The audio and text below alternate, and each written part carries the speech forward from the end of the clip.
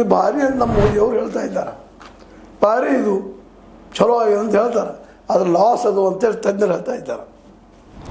ರೈತರಿಗೆ ಭಾಳ ಹಾನಿ ಅದಪ್ಪ ಇದರಿಂದ ಅಂತೇಳಿ.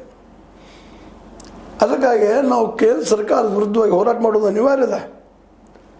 ಆ ಸಂದರ್ಭದಲ್ಲೇ ಶ್ರೀಧರ್ ರಾಧಾಕೃಷ್ಣನ್ ಅವರು ಒಂದು ಮಾತು ಹೇಳ್ತಾರೆ, ರೈತರ ಜ್ಞಾನ ಸಾರ್ವಭೌಮತೆಯನ್ನು ವಾಣಿಜ್ಯ ಒಪ್ಪಂದಗಳ ಮೂಲಕ ಮತ್ತೊಂದು ದೇಶಕ್ಕೆ ಒತ್ತಿ ಇಡಬೇಡಿ.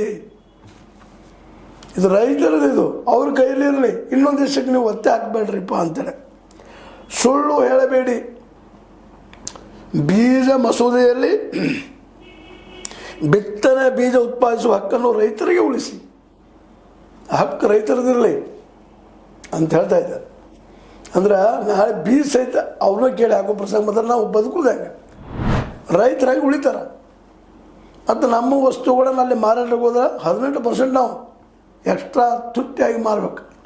ತೊಳ್ತಾರೆ ಏನವರು.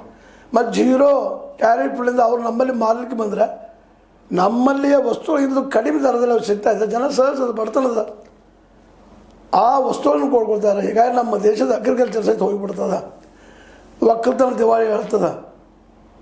ಈಗಾಗಲೇ ಏನಾದರೂ ಈ ದೇಶದಲ್ಲೇ ಬದುಕಿಸುವ ಏನಾದರೂ ಒಂದು ಇಲಾಖೆ ಅಥವಾ ಕ್ಷೇತ್ರ ಇದ್ದರೆ ಅದು ಕೃಷಿ.